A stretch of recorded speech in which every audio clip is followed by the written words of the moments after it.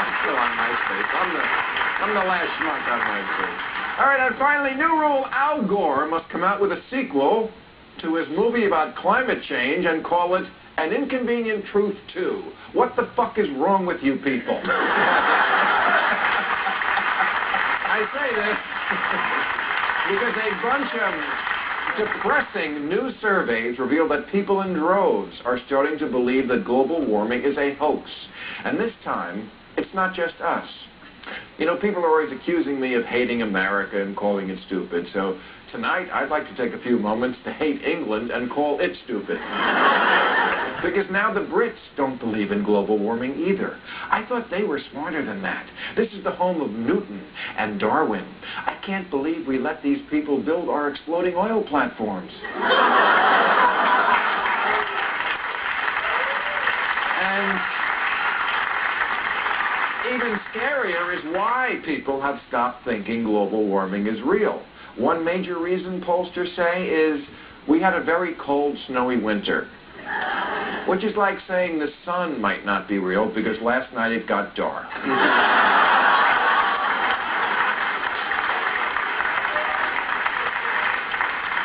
And my car is not real because I can't find my key.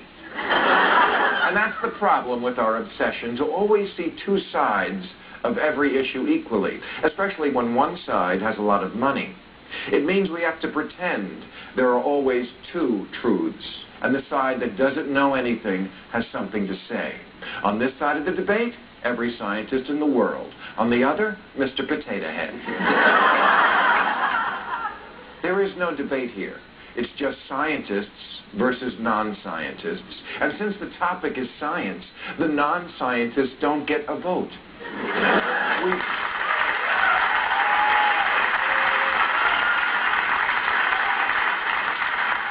We shouldn't decide everything by polling the masses. This is the fallacy called argumentum ad numerum, the idea that something is true because great numbers believe it. As in, eat shit, 20 trillion flies can't be wrong.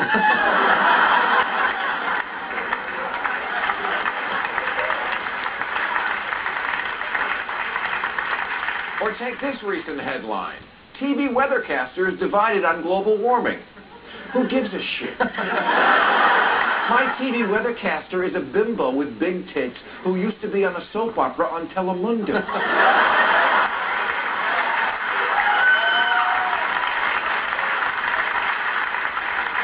Mainstream media, could you please stop pitting the ignorant versus the educated and framing it as a debate?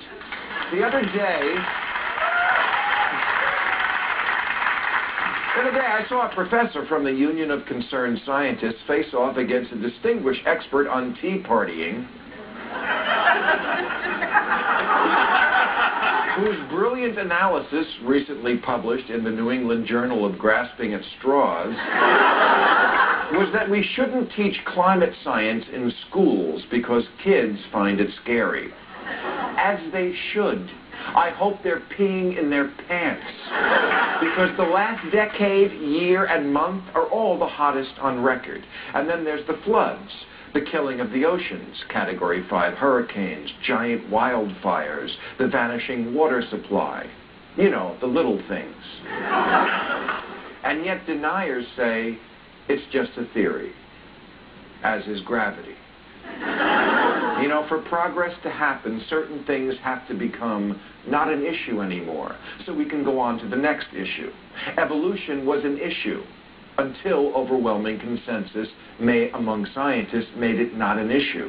When I was 6 years old, it was an issue how babies were born. There were conflicting theories. There was no consensus. Some thought a stork brought babies. Others contended you bought them at the hospital. The Catholic boys said the Holy Ghost brought them. And one kid said that girls had sort of a, as he described it, flap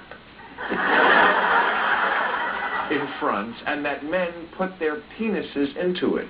This seemed the least likely.